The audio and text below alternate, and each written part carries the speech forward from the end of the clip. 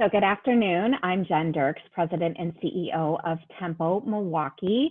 Welcome to another session of our Tempo Talks on this beautiful Friday afternoon. Thank you for spending the noon hour with us. We have a wonderful presentation today. Tempo Talks is on our COVID's impact on industries. And so we have gathered three phenomenal experts from a variety of industries, all Tempo members, to join in today's conversation moderated by Kelly Renz. We will introduce each of the panelists and our moderator in just a few minutes, but thank you all to our Tempo Milwaukee members, our emerging women leaders, and so many of our guests on today's call this afternoon. For those of you who are joining our call for the first time, allow me to briefly share a little bit about our Tempo Talks webinars. So these started right around when our new normal was being introduced. And so we set up this virtual platform called our Tempo Talks to really inform, educate, keep our members engaged on all things COVID. We started every Friday afternoon, right around the end of March, early April, and then have continued these. They have now moved from a 3 p.m. time slot to over the noon hour for every other Friday during the months of July and August. And then we will continue these sessions throughout the end of the year. This has become, and into the foreseeable future, this is part of Tempo's new culture and providing this virtual element. We do believe it's such a great value add for programming for our Tempo Milwaukee members. They are being well received. We've received significant feedback that our members are asking us to continue this platform. So thank you all for being here today. A couple of housekeeping items for those of you who may be new to the Tempo Talks. We have muted all of our attendees as well as disabled the video function, but that doesn't mean we don't want to hear from you. So please, throughout today's session, use the chat function or the Q&A to ask questions of our panelists. And we have a lot of material to cover and really hope for a rich and robust conversation, but also know that we'll try and save some questions for the end from our attendees. So again, encourage you to use that chat function or the Q&A function as well. So these Tempo Talks series would not be possible without the wonderful and generous support of BMO Harris Bank. So I'd like at this point to welcome Mary Beth Cottrell, who is the Director of Private Wealth Advisor with BMO Wealth Management, to say a few words on behalf of Tempo Talks sponsor, BMO Harris Bank. Mary Beth. Thanks so much, Jen. It's great to be here. BMO is so proud to get to be the sponsor for the Tempo Talks. These really are our opportunities to use the network that we have built to connect with others and to continue to educate. And we're so proud to get to sponsor the Tempo Talks. Really looking forward to hearing from our tremendous Tempo member experts today in those various areas that the industries that are being represented on our panel today.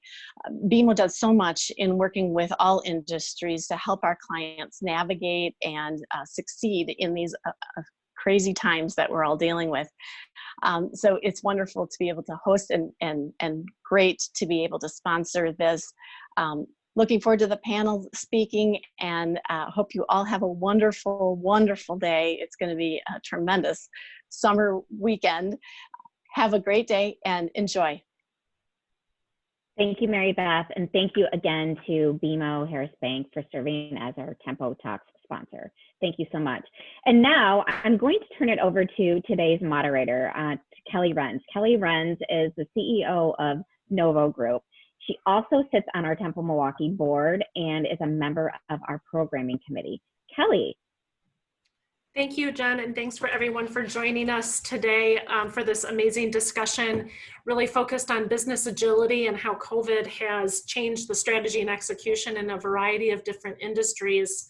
I'm very excited and appreciative of our volunteer panel of Tempo members that are going to be sharing some of their stories with us as well today. So we have a great conversation planned for everyone. Again, we'll be moderating the chat feature if you have specific questions, and we'll also leave a little bit of time time at the end to catch any that we hopefully haven't missed. So why don't we go ahead and get started with introductions of our panelists. And I'll have them introduce themselves and talk a little bit about their background, their organizations and industry. And then we also want to learn a little bit about your mantra that's helping you get through these really fun and unprecedented times. And I should note that we've got Amanda and Tracy on video, and Penelope is joining us by phone. So why don't we go ahead and kick off. Amanda, do you want to introduce yourself first today? Sure, thank you, Kelly.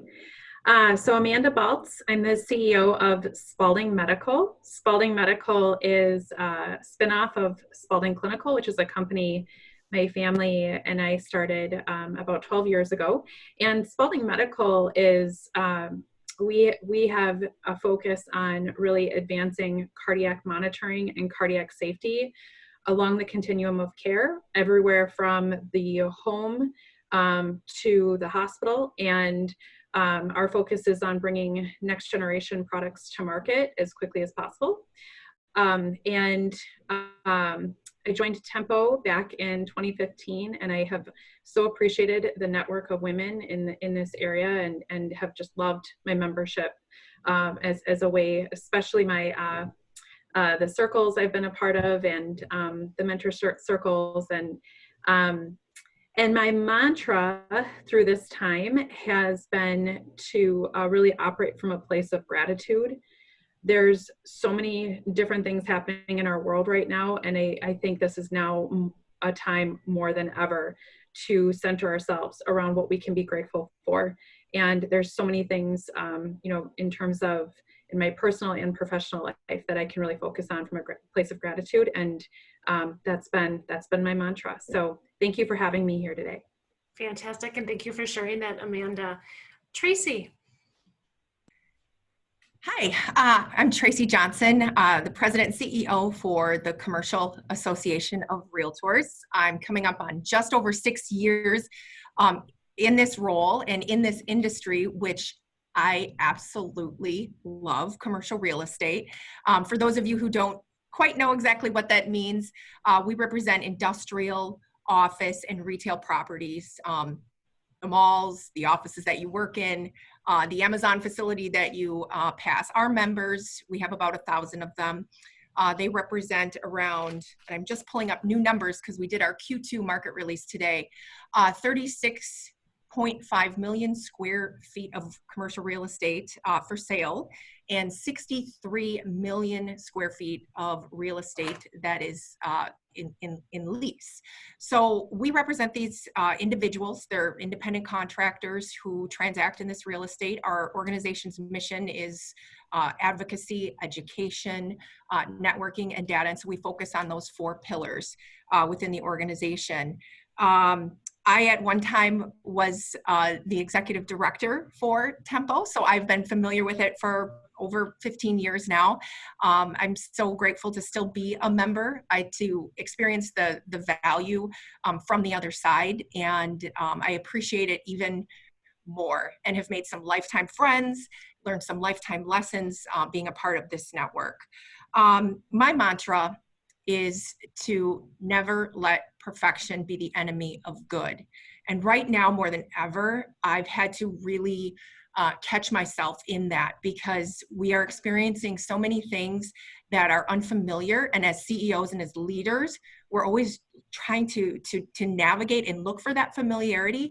And right now, we have to make decisions, we have to lead, and we have to move forward. So we can't get stuck on making everything perfect. We have to make the best decisions we can with the information that we have. And we have to give ourselves that grace a little bit, right, Tracy? And thank you for all of the years that you've provided support to Novo, or to the Tempo group. Thank you so much. And Penelope, who joins us by phone, if you'd like to introduce yourself, please. Sure, thanks, Kelly. Hello, everybody. I am Penelope Smiley, and I am the Director of Brand Positioning and Brand Strategy at Kohl's. I'm hopeful that you're all familiar with Kohl's from a personal standpoint, and you're shopping regularly. And many of you probably also interact on a professional level. But we are a national retailer. We've been in the business for a little, some over 50 years. Started in Wisconsin, still headquartered here, and very proud of our roots. And we operate slightly over 1,100 stores nationwide, and it's a fun and dynamic industry and company as well. So I've been with Kohl's for a little over 5 years, variety of roles in marketing, and my current role is about half that time that I've been there. It's really, I'm responsible for leading a team that defines why Kohl's from a marketing perspective, which means my team and I are at the beginning of a multi-layer and multi-function marketing communications process, and we set the tone and vision for what the brand will present to consumers during a given time frame. Prior to Kohl's, I was with Target in Minneapolis, and prior to that, I was in the Chicagoland area working for PepsiCo. I have been with Tempo for a little over a year, I think, and I've joined to broaden my network, certainly in the Milwaukee area, and the connections I've made have been so wonderful, and I would reiterate everything that has been said so far. And I just love being able to hear people's stories and then share my story as well and really benefit off of each other from it. My mantra is one I've had for quite some time, and it certainly feels hyper relevant to what we're all going through today. And it's really around assuming positive intent. And so particularly today, as in the professional lens and in the personal lens, we're all making decisions so quickly and trying to just navigate the best we can and move things forward. And I think sometimes it's easy to get caught up in the swirl or the things that are going around you.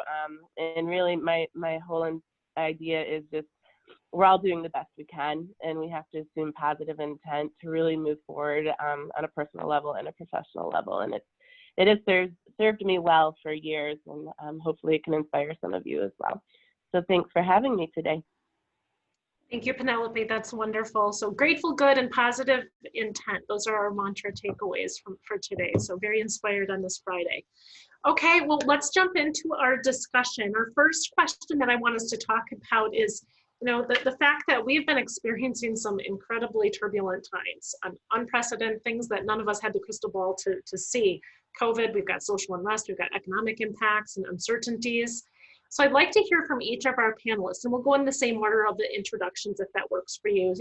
At what point did you and your organization realize that the current environment was not going to be a short-term issue? I kind of think back into that March timeframe where some of us thought, oh, maybe this is a two-week issue, and here we are 4 months later, going into 5 months of this. What were some of those early ahas or changes you noticed? And then what were the early actions that you recognized you had to take in your organizations to start responding to all this turbulence? Amanda? Yeah, for us, it was really waiting to see how our customers were responding. So we service both the pharmaceutical and the healthcare markets, and both being, so drug trials and healthcare are both essential services right now. And on the pharmaceutical side, one of the things that we saw that happened with one of our customers is they had to send all of their field reps home.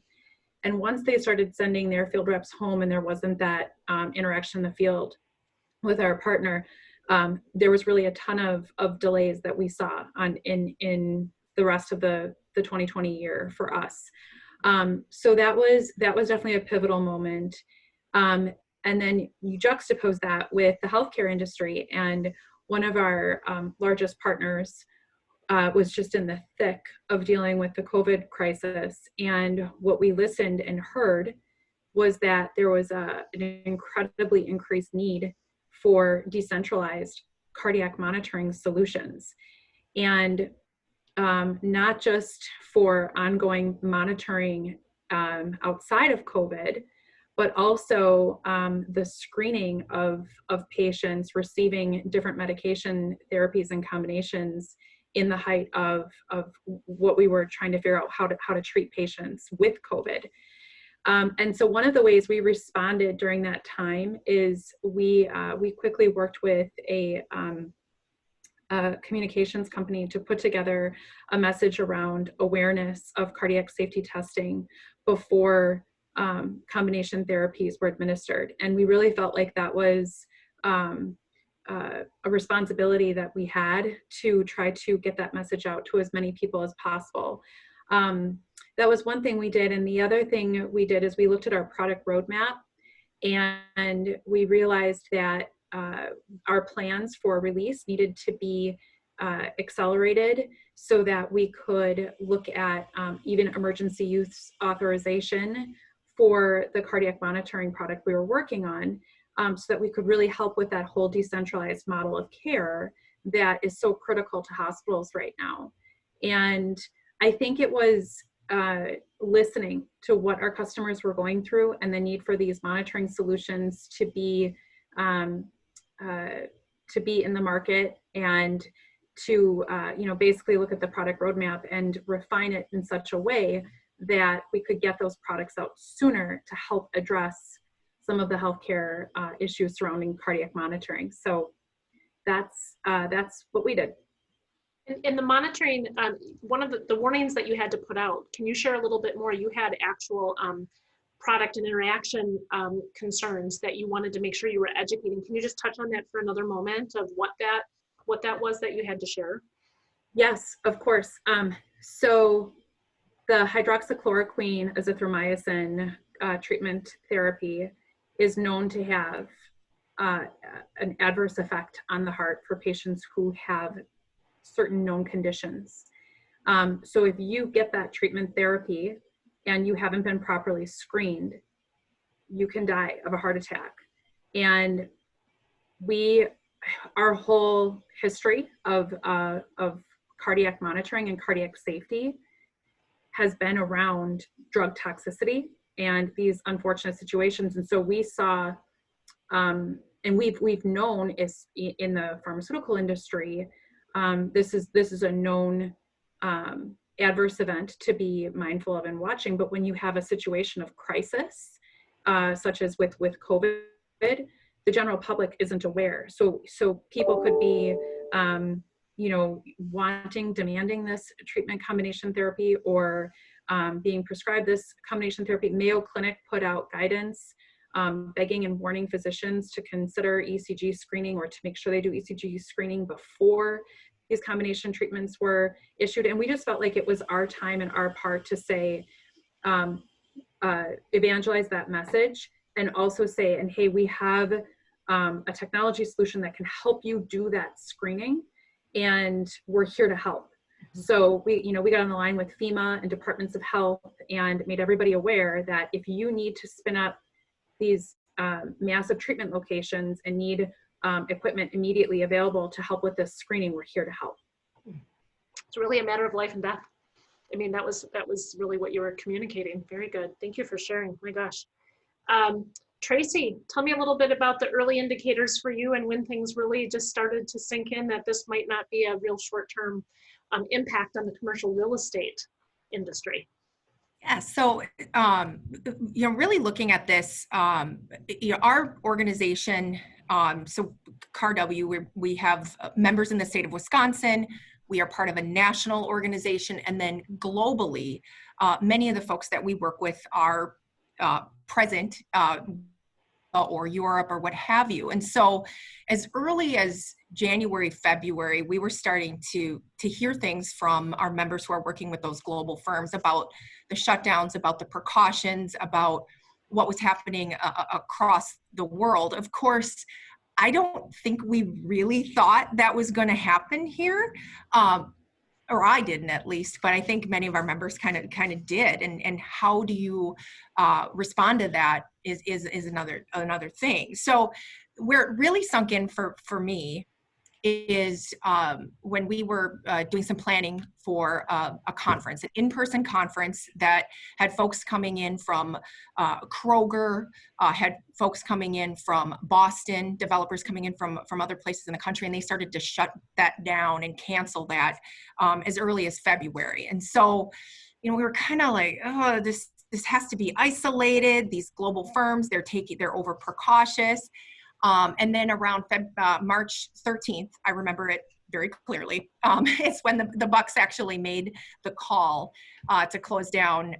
We decided, you know what, we need to hit the pause button on all of these events and these conferences that we had going forward, and reimagine and rethink them. And so that's exactly what we did. As it comes to our response to this, as an industry, our organization is made up, as I mentioned before, of independent contractors, of individuals who are working in healthcare facilities or logistics firms or essential retail establishments. And we needed to make sure that our industry and our practitioners were considered essential. I think that is going to be one of the most fascinating takeaways from this whole year and this whole experience is how do we make sure that we're considered essential so that we can stay in business and we can validate our our continued operations. We had a lot of work to do on the legislative side on a national level, whether it was with the HERO Act or whether it was with the CARES Act, and we continue to work on a national level to make sure that our industry is protected, whether it's with 1031 exchange, whether it's with the unemployment insurance, or whether it's with the PPP loans. So our organization was very involved with all of that to make sure that our customers and clients could, continue to be solvent and survive through this. The takeaway, though, is really in the use of the words react and respond. I think a lot of folks found themselves in a very reactionary mode. And what this really called for was thoughtful response, really trying to recognize what is happening here and then executing for a long-term viability for our organizations and for ourselves. So from that, we've really kind of recognized a couple of themes. And that is technology and automation is here to stay. And so again, that infuses itself in how we adapt as an industry. Last mile and logistics, making sure that supply chain is protected, because as we saw many times, the supply chain was disrupted because a manufacturer was shut down because of COVID, or because they were they were in Mexico or Canada and we couldn't get the supplies. Acceleration, Amanda mentioned it earlier. Everything that was going to happen, regardless of COVID-19, all it did was it accelerated the process, whether it was JCPenney going out of business or whether it was an office consolidation. All of this was extremely accelerated. And then the last point was opportunity. And any given day, a real estate professional, or I would say any business professional, can see a deal fall apart. This was just a day and a time when all the deals fell apart. And so how do you see the opportunity in all of that is really what's getting people through. And I imagine the pent-up demand as we start to see things ease back in will be an interesting part of our discussion later as this continues. Very good. Thank you for sharing, Tracy. And Penelope, we all know that retail was obviously greatly impacted. So we'd love to hear what Kohl's has done and what you experienced with your team about early actions taken as this started to take shape back in March. Yeah, it's definitely been a roller coaster in the retail industry. So, as an organization, we were monitoring the conversations and actions and statistics around COVID really early on to enable us to make sure we were making smart decisions. And we were really very clearly from the beginning prioritized the associate and our customers' well-being, but we also had to monitor our long-term business and stability of Kohl's. So it's been a really interesting balance between the two. So from a marketing perspective, the first thing we really did, we keep our ears to the ground through social listening with the customers and consumer panels. And so we were able to pretty nimbly pick up on the concern and the conversation of the customers. And as it was happening and we saw the conversation really start to hit a critical mass with consumers, and then of course starting to see local governments beginning to intervene, the first thing we really did for marketing was pull our leaders together across different functions and begin to audit our communications that we had planned to go out in the next day or the next week or even the next month. Traditionally, we're pretty well baked far in advance on different timelines for our media channels. So some things were pretty easy for us to impact and change, where others we had to be comfortable with you know, some things going out that maybe weren't as what we would have done in that moment, but we recouped and pulled as much as we could. The things we really were focused on, we're looking at kind of our word choice, the tone of what we were speaking to people in, because we really needed to make sure we were seen as understanding what was going on, being empathetic to what people were going through, and being a partner as everybody was trying to navigate this unknown.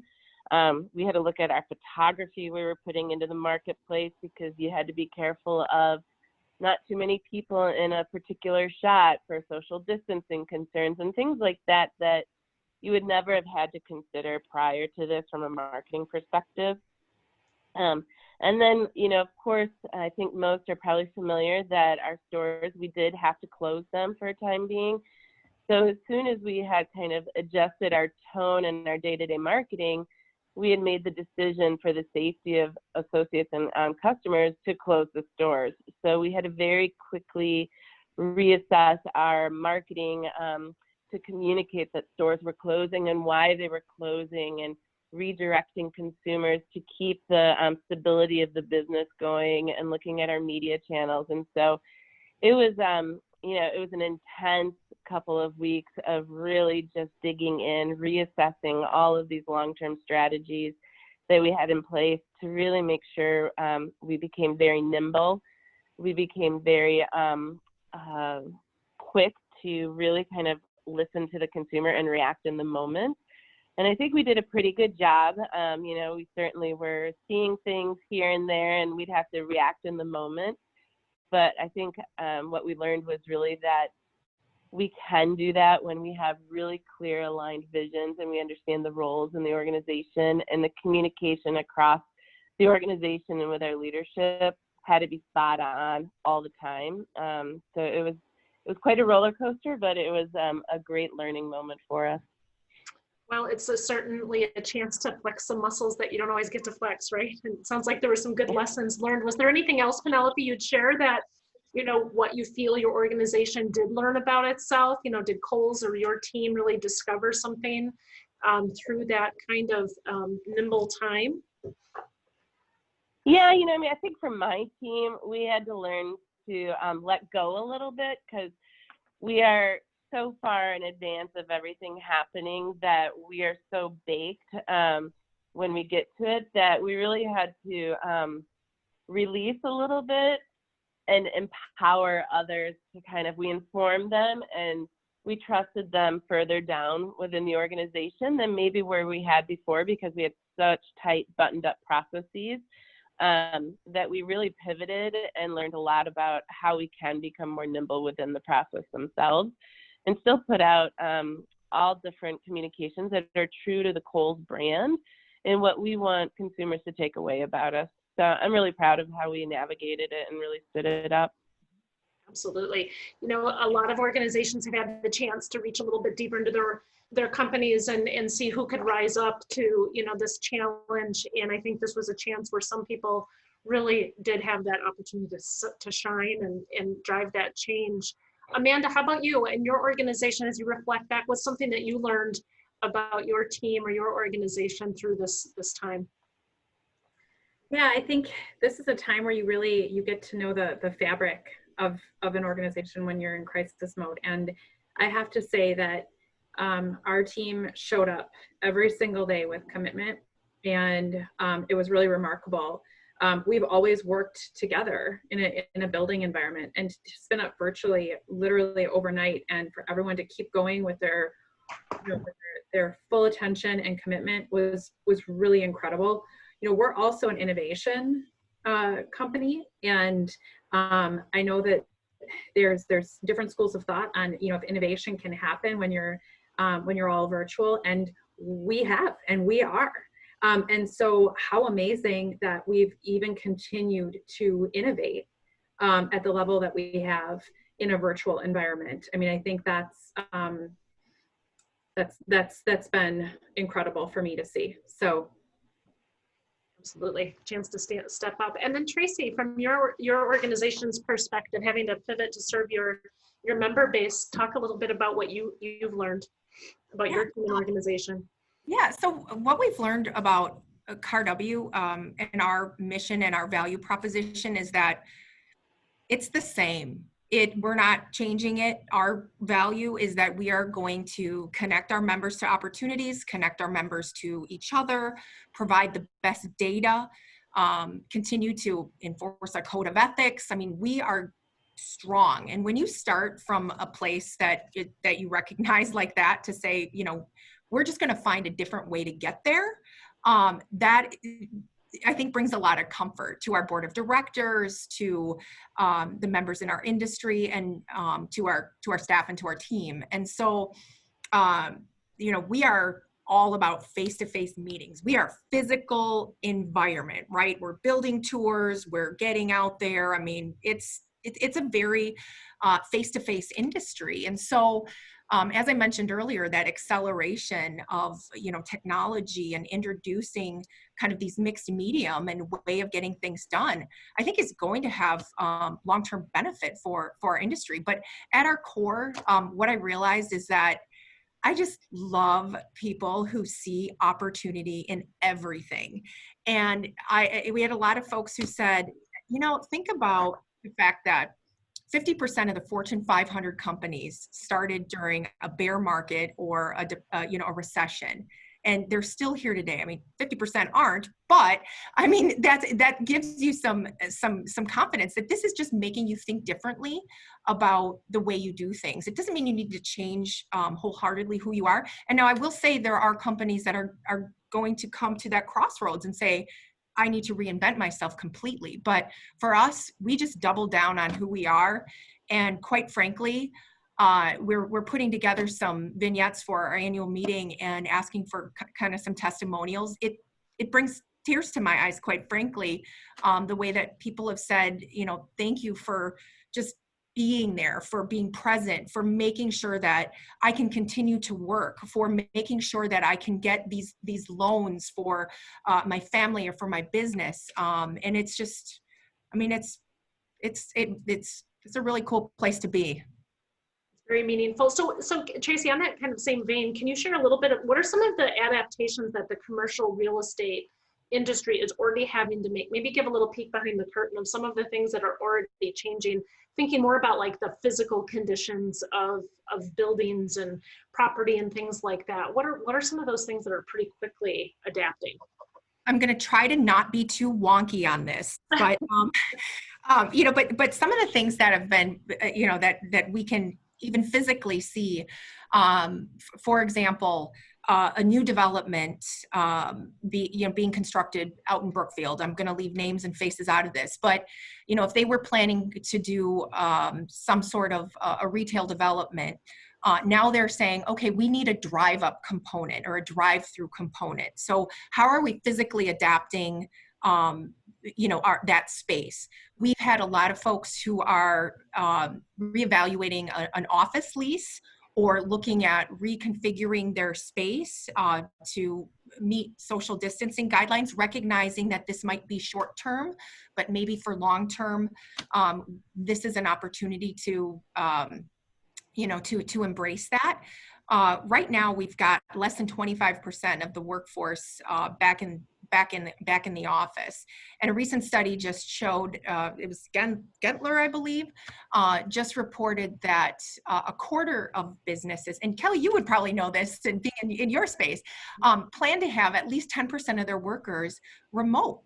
Mm-hmm. And so, you know, that's a huge consideration on the real estate side. Does that mean you need less space? Or does that mean you need more space for social distancing? So we're seeing a lot of those conversations take place. And then on the industrial side, so we're talking about warehousing, we're talking about the Amazon facility. You're seeing a lot of, like I said, Amazon, they're popping up everywhere. They're trying to get to the market so that they can be, you know, closer to the consumer, because I don't want my thing in 2 days. I want it today. And so there's a huge race right now on the real estate side, or on the retail side, I should say, and maybe this is kind of crosses over into Penelope's area, but trying to make sure that there's a much closer contact with the consumer. Think Walmart. They're within 10 miles of 90% of the population. You know, other retailers have a long way to go, and And while you're going to see a lot of, how do I say this? A lot of restaurants close, a lot of small businesses close. Again, there's still that opportunity, that adaptive reuse model, whether it's turning a mall into a healthcare facility or a hospital or a warehouse or a logistics facility. I think you're going to see a lot of that. Mm-hmm. It'll be interesting to see the creative things that do pop up out of that. So you raise a good question, Tracy, and this one is to you, Penelope.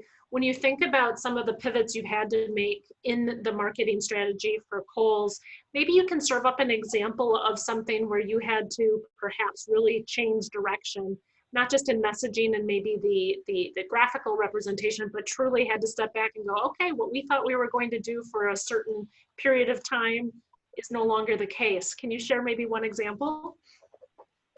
Yeah, I think we're in the midst of it right now. If you think about what, as parents, I'm sure many of you are parents that are listening in on this, are going through right now, is you're starting to actually think about going back to school, and you might have your list of, the clothes and the backpacks and all of that you would want to go buy your daughter or son as they get excited to go back to school. So this is, it's been an interesting time because all of the seasonal things that we would plan out pretty far in advance normally, we just don't know what's happening, right? And so if you think about back to school as a parent, are my kids going back? Are they not going back?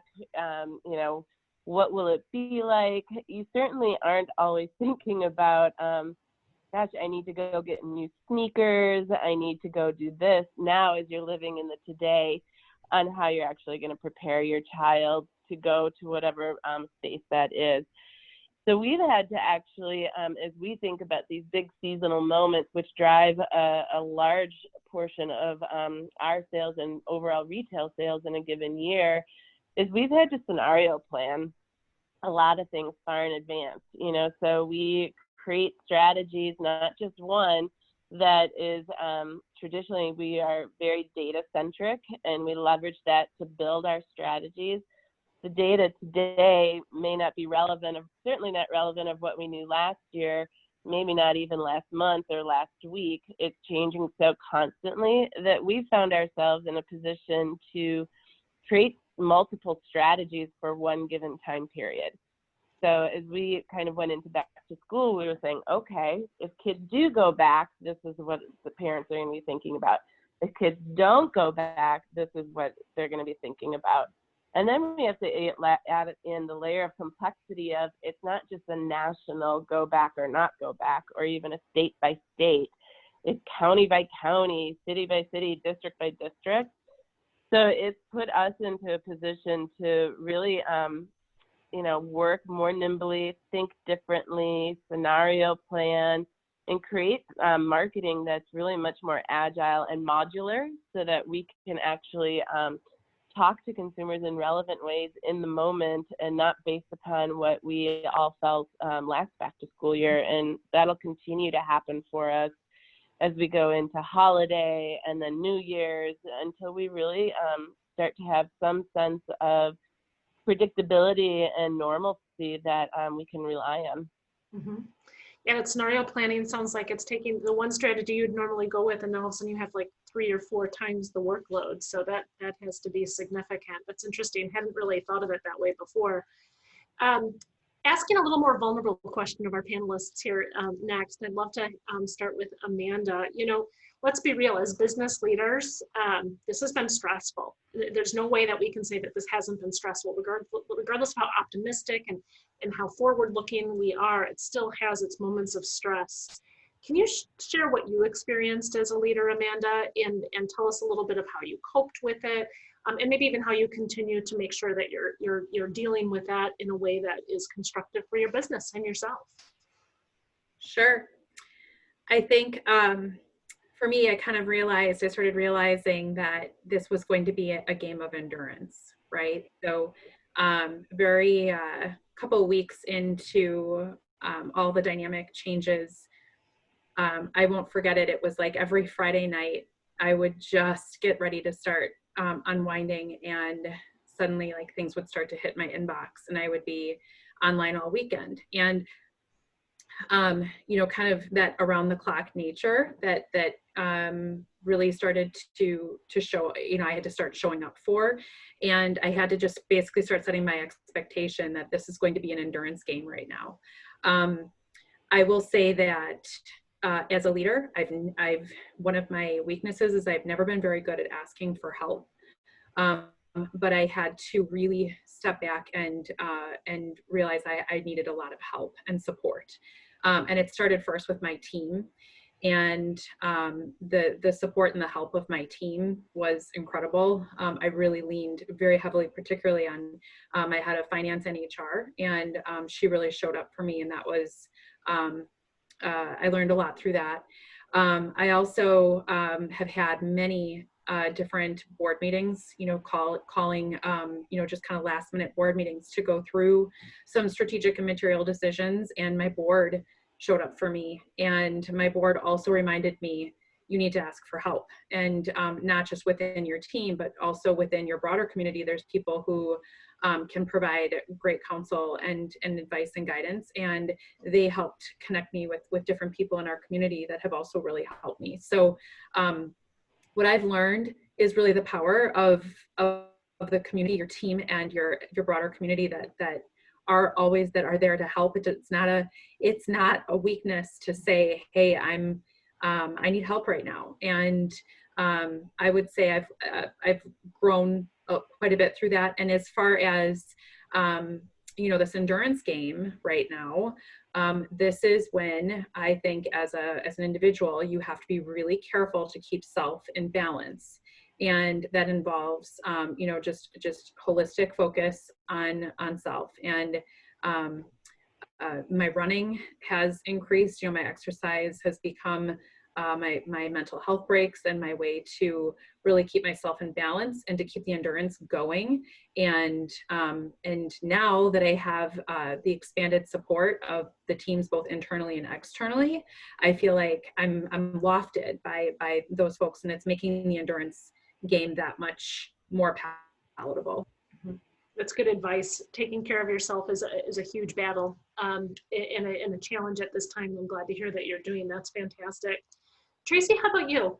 What are you doing to help manage the organizational stress that you've been carrying as CEO of your group? Yeah, well, something that really hit me, and I can relate with Amanda. You have those moments where you're like, wow, okay, whether it's good or bad or stressful or like an epiphany, right? What I realized is that in times of uncertainty, people really need leadership. One thing that I saw in the very, very beginning was a lot of people, whether it was in my industry or otherwise, just kind of put their head in the sand and said, I'm just going to wait for this to pass. This will be a very short-term thing. But right away, I was able to, I have a great board of directors, and I have a wonderful, wonderful chair who's not only a friend, but, just an incredible partner in this. And, we really said, let's double down. And I think we really helped push each other to create a synergy that made our organization better. And from that energy, we created even more energy. And I took tremendous opportunity. I'm opportunistic in this way. If we're all sitting around and we're not going to meetings, heck yes, I'm going to call the CEO that has never returned my call, and I'm going to ask them for a Zoom meeting. I made so many new relationships over the course of this shutdown, and have found ways to engage people that were just so out of my realm in any other day. And it's been really inspiring. And I think what we've kind of looked back and said is, thank you for helping me get through this. And no, thank you for helping me get through this. And I think that's something that I'll be able to carry forward. I'm always the type of person who just runs towards that uncertainty and that opportunity, because in any disruption, I actually enjoy this a little bit, that discomfort. I'm also the type of person who likes to go to Summerfest and be moshed in between 5 million people. So I'm kind of a weirdo that way. So really, Not that this is like any given day, but I found that we all found ourselves in the same position and we all helped each other through it. And I've been amazed at the leaders that have grown out of this, that you wouldn't have, I guess I wouldn't have been looking for them to be leaders. And I'm really inspired by it as well. It's been really fun to watch how people just lean in. It's like, okay, well, we're in this, let's make the best of it. Try something new, do something different. Now's a good time to do that. So I'm glad to hear that. And Penelope, any words of wisdom of things that you had experienced from the stress management and how to channel that into better outcomes?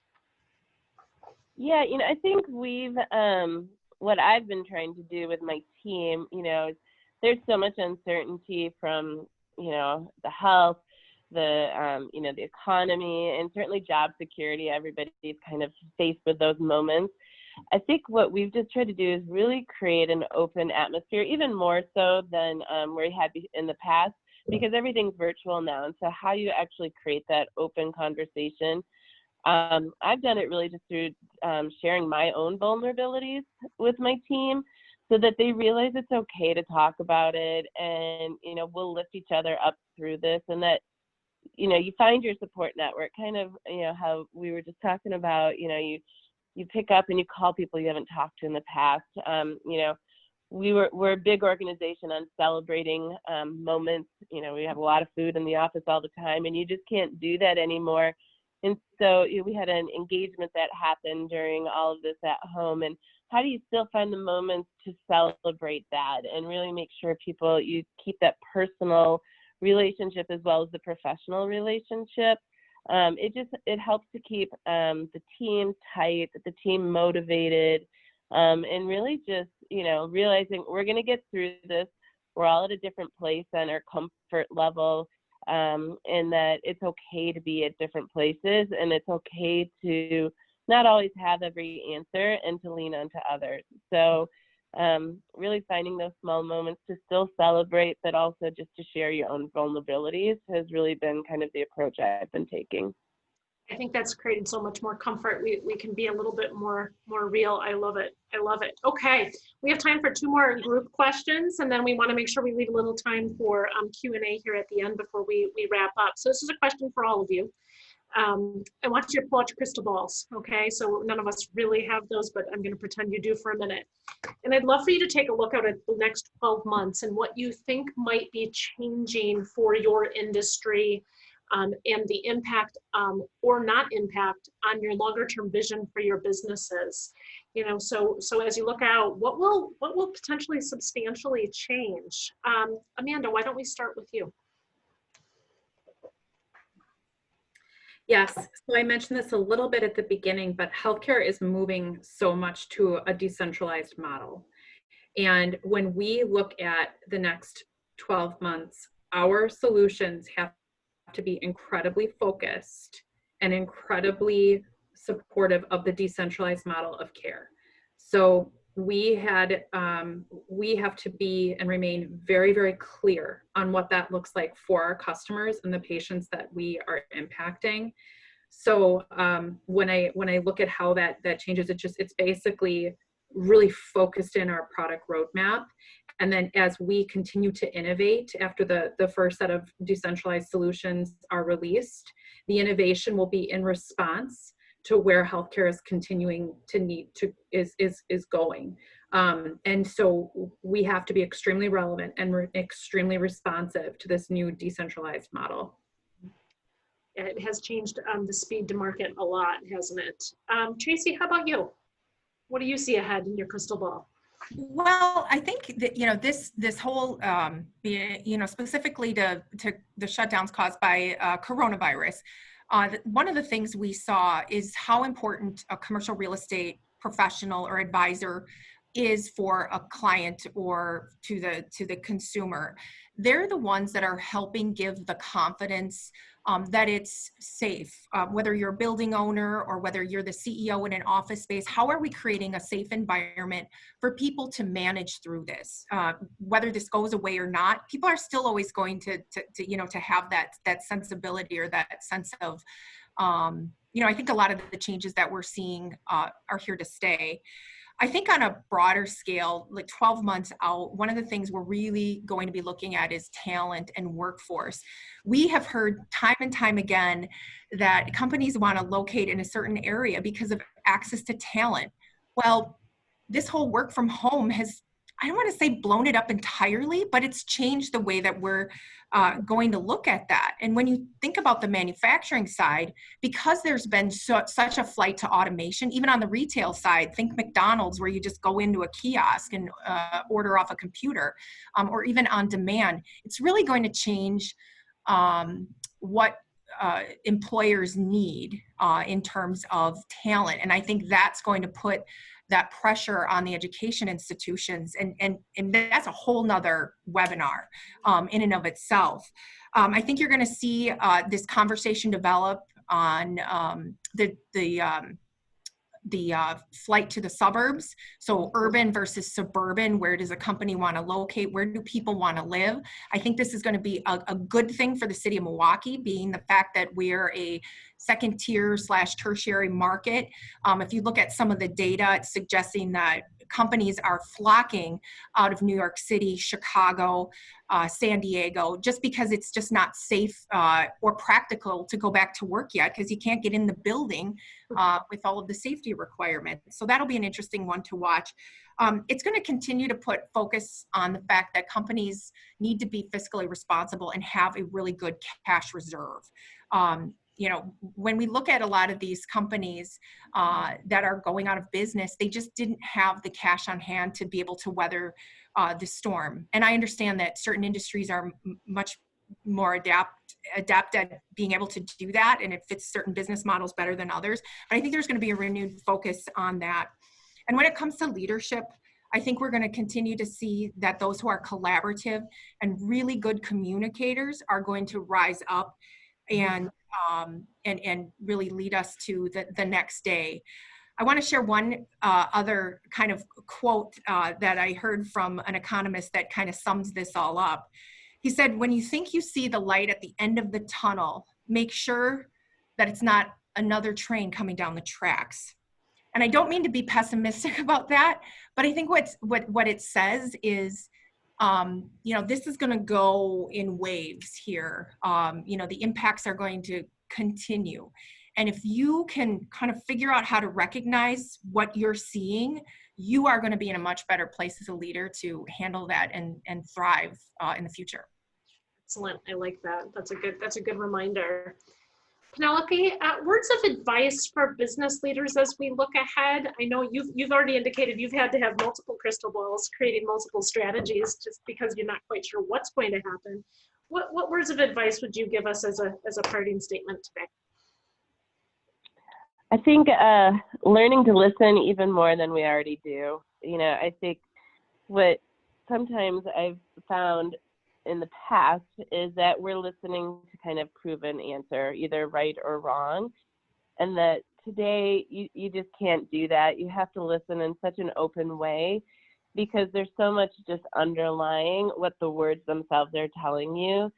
So I think that you can't be afraid to listen and maybe realize that what you had planned isn't actually the right course of direction anymore. We're all navigating that really unprecedented time, and from customers to the team associates, I think people are really just looking to be heard, and that when they're heard, they find a bit of hope through that conversation. And I think as leaders, we have to give people that hope, and I think you can do it through listening.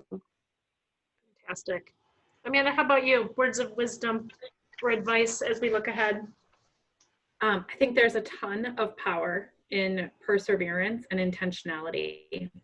And I think everyone, one of the things that's really helped me is getting really clear on my vision and then throwing all of my intentionality into it and communicating what we're intentional about and that clarity around that vision. And I think there's a ton of power in that. So I would just say, get clear on your vision and throw everything you have into it. Love it. And Tracy?